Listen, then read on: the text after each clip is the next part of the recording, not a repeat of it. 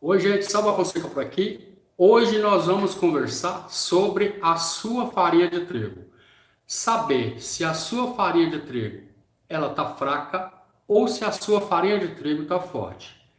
Para mim saber isso, primeiro eu preciso falar para vocês algumas coisas.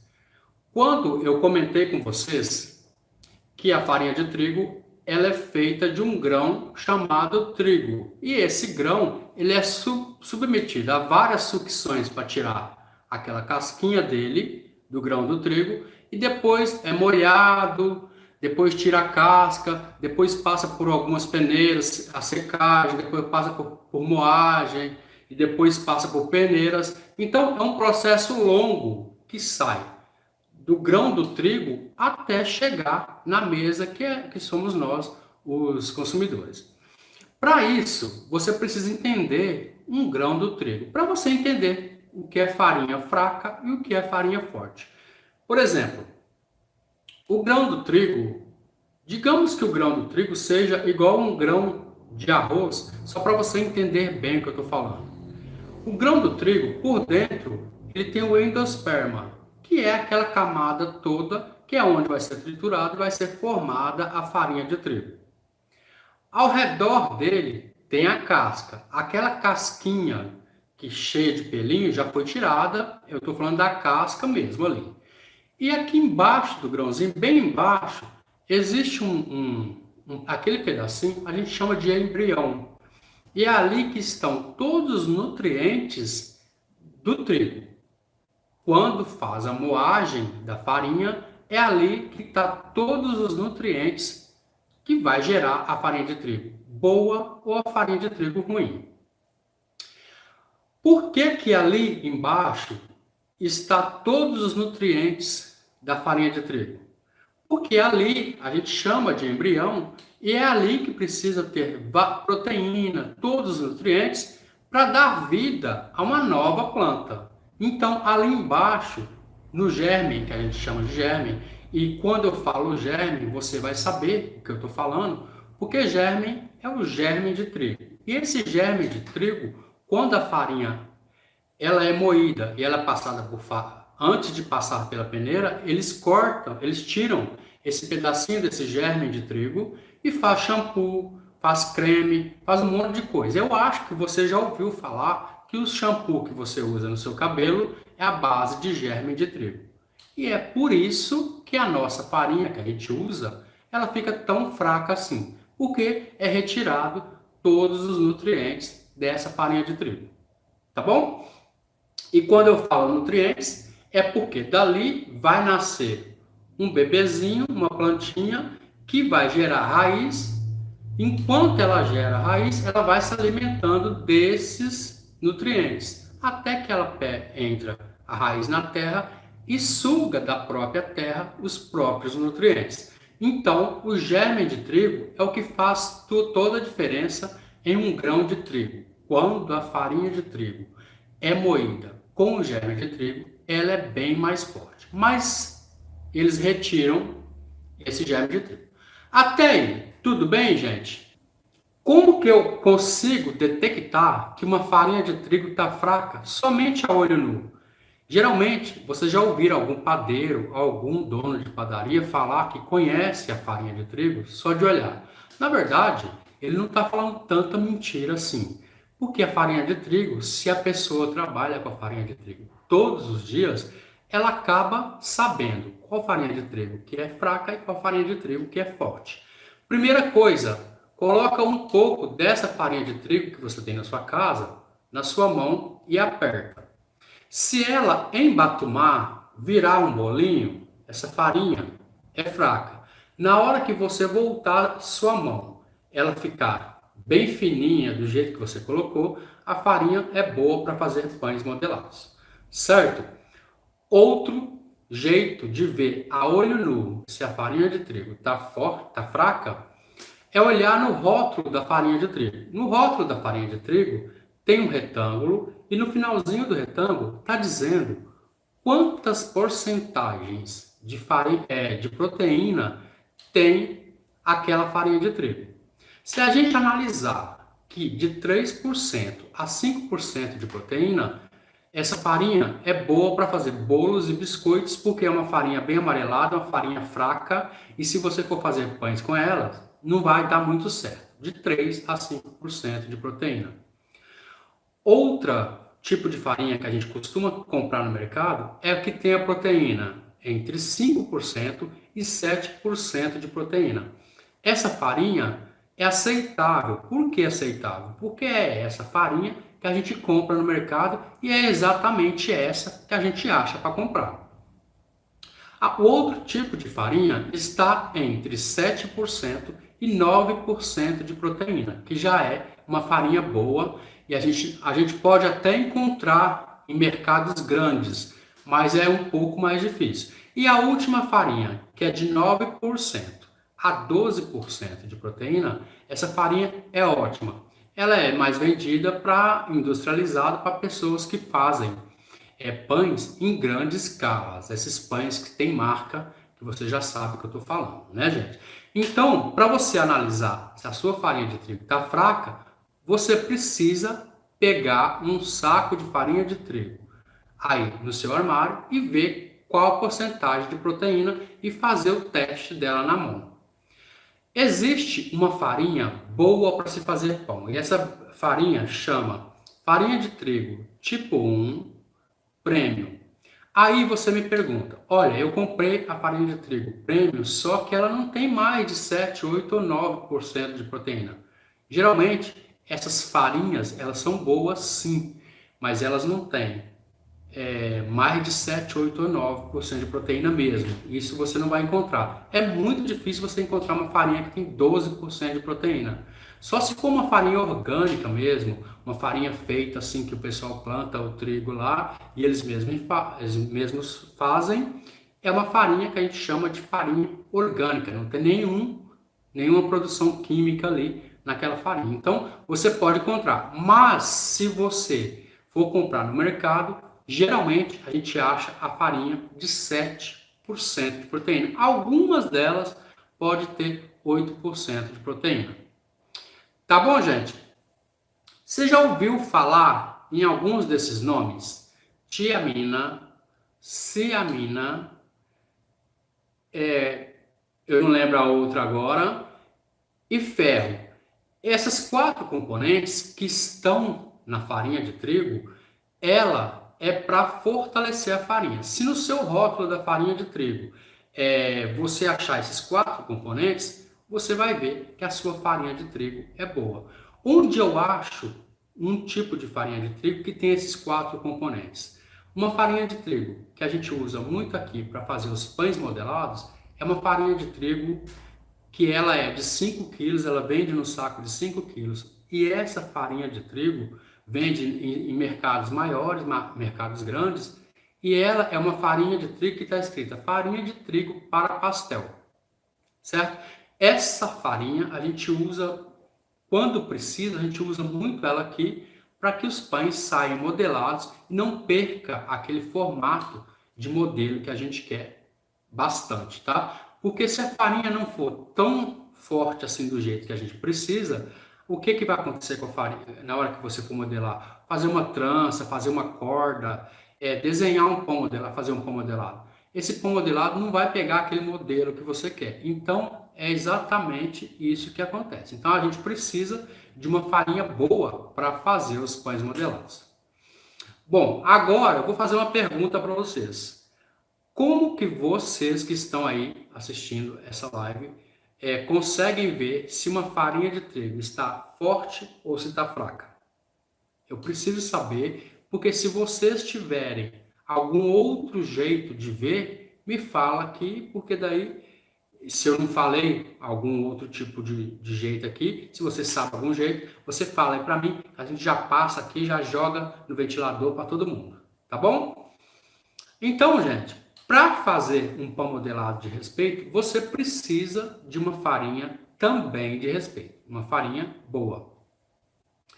Bom, mas se eu compro a farinha de trigo e não consigo achar essa farinha de trigo tão especial assim, de 12% de proteína ou mais, o que eu devo fazer? Presta atenção. Quando se tem, e você sabe, que eu já te ensinei como que você sabe que a farinha de trigo é fraca. Uma coisa é você saber que a sua farinha de trigo está fraca porque você testou. Muito bolo seu deu errado, muito pão seu deu errado. Então você sabe que aquela marca, aquele tipo de farinha de trigo é fraca. Mas eu já te ensinei também a detectar como que é uma farinha fraca. Bom, sabendo de tudo isso e sabendo que a farinha de trigo fica fraca porque a gente tira o germe de trigo para fazer shampoo e fazer creme, fazer um monte de coisa, então eu vou te explicar agora como que você deixa essa farinha forte. Sabendo que a farinha é fraca, você vai pegar 1 quilo de farinha. Digamos que você pega 1 quilo de farinha de trigo. Digamos que a sua receita completa vai gerar em torno de um total de 1 quilo de farinha de trigo. Para cada 1 quilo de farinha de trigo, você coloca 100 gramas de amido de milho e mistura muito bem para que o amido de milho fique bem misturado na farinha e você não veja que tem o amido. Então, esse é o primeiro caso. Agora, se você for usar somente 500 gramas de farinha de trigo, você vai pegar 50 gramas do amido de milho, vai colocar nos 500 gramas de farinha de trigo, misturar até o amido de milho sumir. Quando eu faço isso, o que eu estou fazendo? Eu estou dizendo para a farinha que eu estou fortalecendo ela. Eu estou colocando na farinha de novo o que retiraram do grão, que é o germe de trigo. Vai deixar sua farinha forte para você vender, para você importar? Não. Vai melhorar a sua farinha para você fazer as suas receitas. E você vai ver que a farinha sua não vai ficar fraca e você vai fazer os bolos e pães seus darem certo toda vez que você for fazer.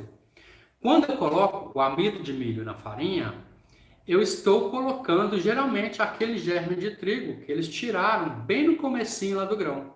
Então, a farinha voltou a ser forte novamente. Entendam bem que eu estou colocando amido de milho.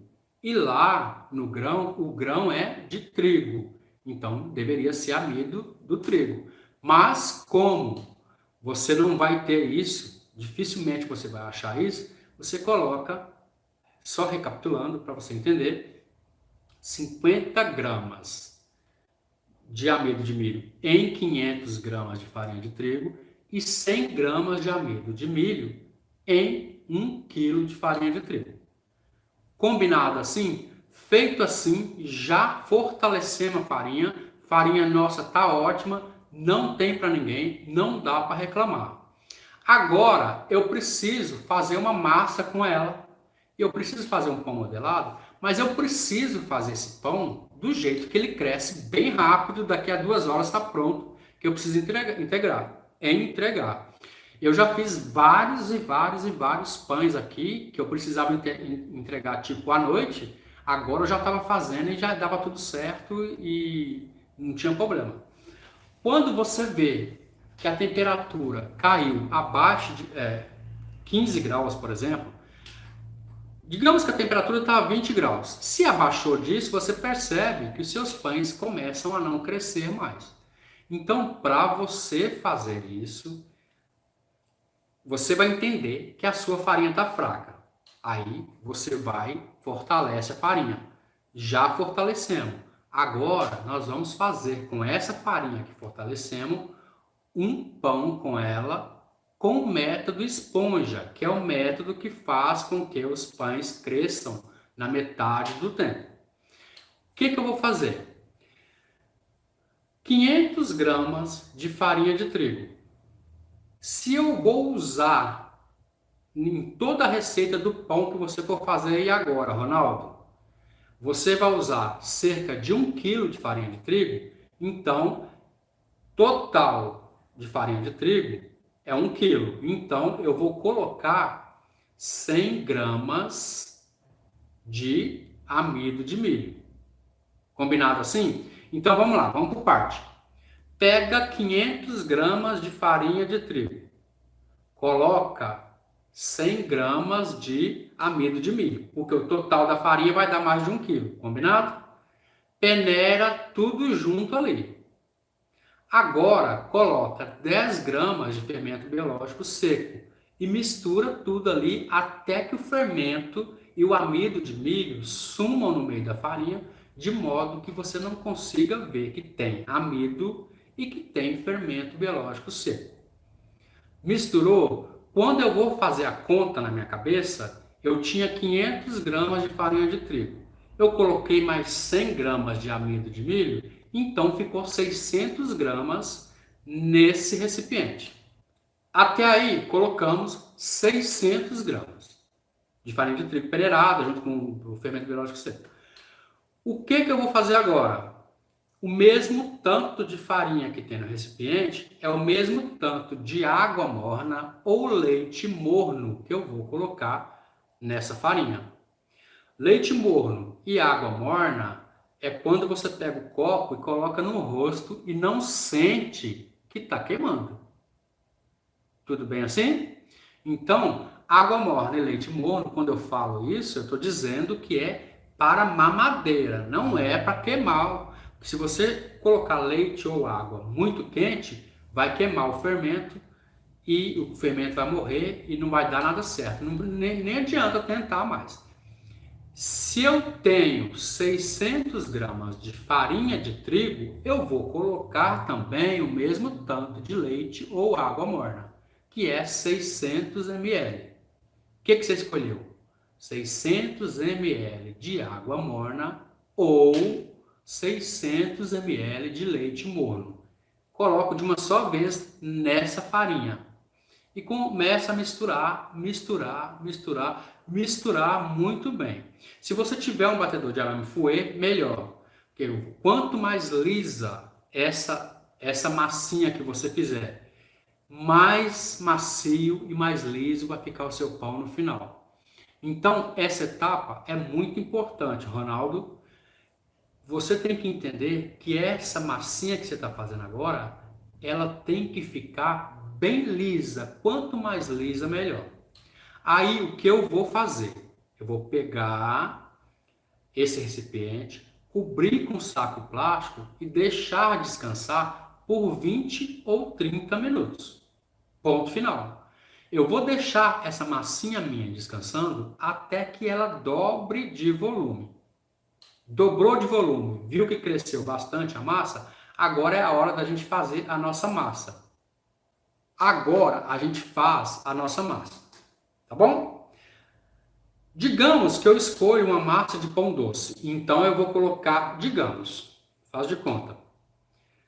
Eu peguei outro recipiente, coloquei 2 ovos inteiros ou 2 gemas se eu quiser que a massa fique bem amarela.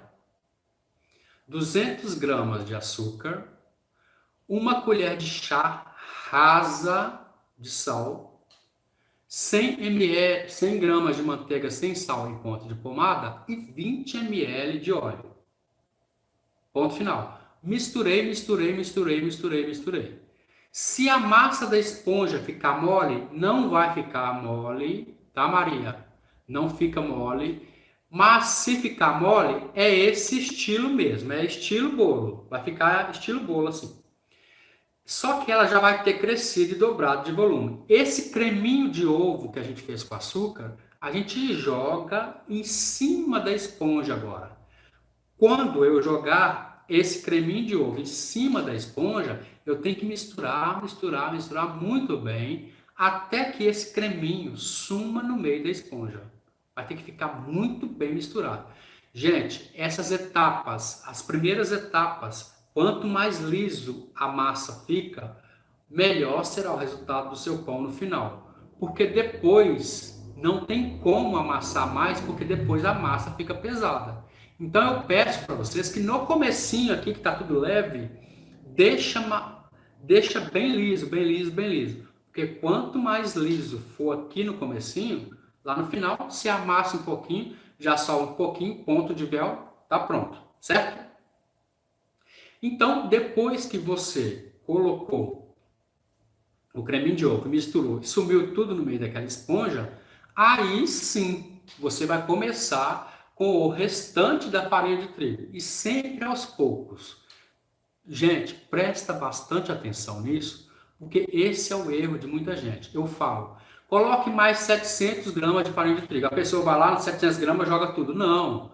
Vamos aos poucos. Coloca um pouquinho, mistura com a colher de pau, sempre logo a cada adição. Coloca mais um pouquinho de farinha de trigo, mistura de novo com a colher de pau, logo após cada adição, até que você não consiga mais mexer com a colher de pau, porque ficou duro, pesado, e aí você comece a mexer, sempre com as pontas dos dedos ainda dentro do recipiente, e depois começa, dentro do recipiente, sovar com as mãos. Quando você vê que não dá mais dentro do recipiente, aí você passa essa massa para a bancada enfarinhada e começa a sovar. E você escolhe o tipo de sova que você quer sovar e começa a sovar essa massa. Sempre até ficar bem macia e elástica. Como já fizemos o descanso da esponja, que ela dobrou de volume, esse descanso já foi. Então essa massa pronta, você vai deixar descansar no máximo 20 minutos. 10, 20 minutos. E a partir daí, você vai dividir essa massa em quantos pedaços você quiser, vai escolher um pão modelado do jeito que você gosta e fazer. Garanto, tire e queda. Se você colocou aí 4 horas para fazer isso, em 2 horas seu pão está no forno assando, sossegado. Isso, o método de esponja é para você fazer e tirar as conclusões. Depois deixar aqui na seção de comentários para mim se deu certo ou se deu errado, ou se atrasou muito ou se adiantou muito. Eu só peço para vocês não fazerem o método de esponja no calor. Porque se tiver calor e você fizer método de esponja, para crescer mais rápido, seu pão vai virar um monstro. E vai chegar uma hora que você vai colocar na geladeira, quando você chegar na geladeira, explodiu tudo, caiu tudo. Então, usem com moderação e não faça método de esponja para pão crescer na metade do tempo no calor, porque senão vai dar tudo errado. Pode até ser que seu pão fique macio e bom, só que método de esponja no calor, gente, é muito rápido. Então, combinado assim? Alguma dúvida de vocês aí sobre a farinha de trigo fraca e sobre o método de esponja, como deixar os seus pães crescerem na metade do tempo? Primeiro, fortalece a farinha. Fortaleceu a farinha, depois vem aqui e faz o método de esponja, depois faz os pães. E aí, metade do tempo, está crescido, leva a passar e depois posta para mim o resultado aqui, me conta o que aconteceu. Gente, eu estou fazendo essas lives por quê? Porque eu estou vendo que muita gente está errando. Mesmo eu fazendo o método de esponja com vocês, que eu já fiz várias receitas de pães com vocês do método de esponja, vocês estão errando. E vocês estão errando também em detectar a farinha de trigo fraca. E esses assuntos a gente já falou muito aqui no canal, já fiz várias receitas para vocês no canal, fortalecendo farinha e com método de esponja, então a gente não pode errar mais.